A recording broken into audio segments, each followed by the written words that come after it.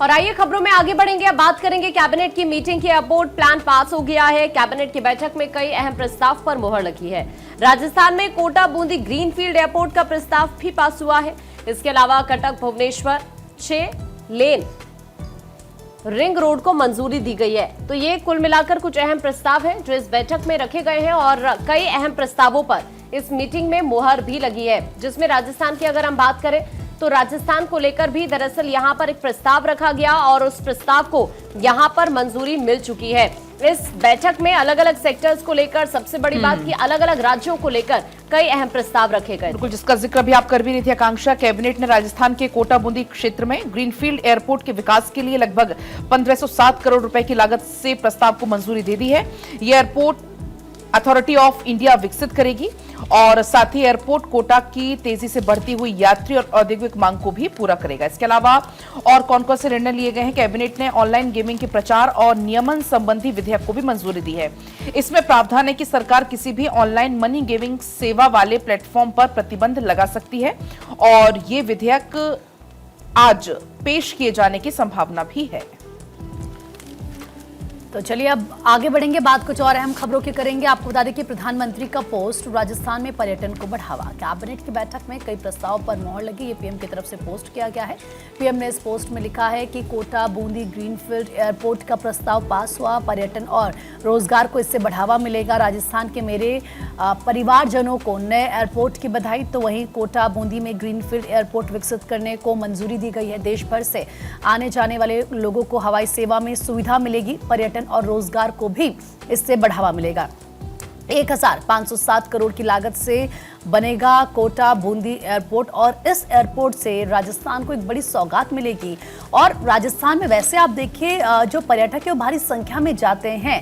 अब ऐसे में जब ये एयरपोर्ट बनेगा तो जो पर्यटक वहां पर जाएंगे उनके लिए और ज्यादा सहूलियत होगी। राजस्थान के विकास को इससे फायदा होगा। राजस्थान के जो लोग हैं उनको इससे फायदा होगा और इसी बात का जिक्र प्रधानमंत्री ने इस पोस्ट में किया है। तो एक्स पर जो पोस्ट पीएम की तरफ से किया गया उसका जिक्र भी यहां पर हम कर रहे हैं। आगे बढ़ेंगे, बात करेंगे। पीएम मोदी से मुलाकात हुई है पूर्व सीएम रमन सिंह की।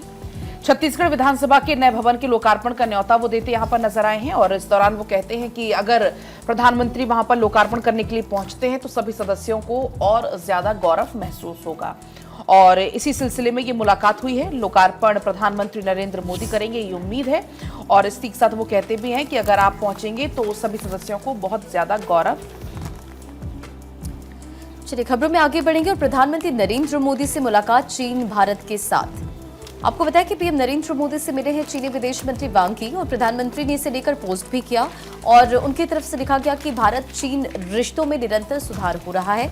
और देखिए अखबार के फ्रंट पेज पर इस खबर का जिक्र है कि भारत चीन सीमा मुद्दे पर विशेषज्ञ समूह बनाएंगे और इसी के साथ सीमा व्यापार फिर से शुरू होगा। देखिए क्या समझौते हुए, जल्दी से वो आपको बताएं। राजनयिक संबंधों की 75वीं वर्षगांठ मनाएंगे दोनों देश। इसी के साथ सीधी उड़ानें और वीजा सुविधा भी शुरू की जाएगी। कैलाश मानसरोवर यात्रा का विस्तार किया जाएगा।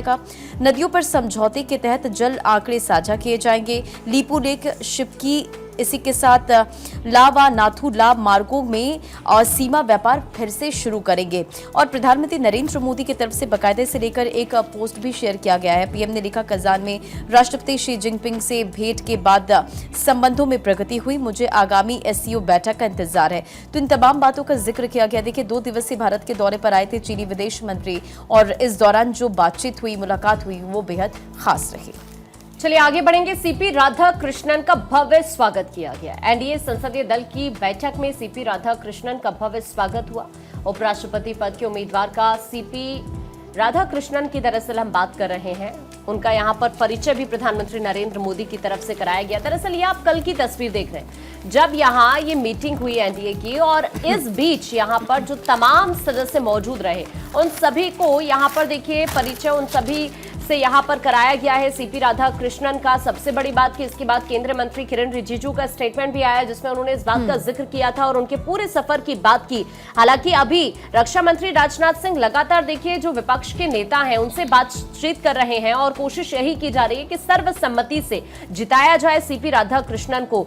प्रधानमंत्री नरेंद्र मोदी इस बात का जिक्र करते हैं इस मुलाकात के बाद एक पोस्ट के जरिए कि राधाकृष्णन को सर्वसम्मति से जिताएं, वो राजनीति में खेल नहीं करते हैं। इस बात का जिक्र करते हैं प्रधानमंत्री नरेंद्र मोदी यहां पर।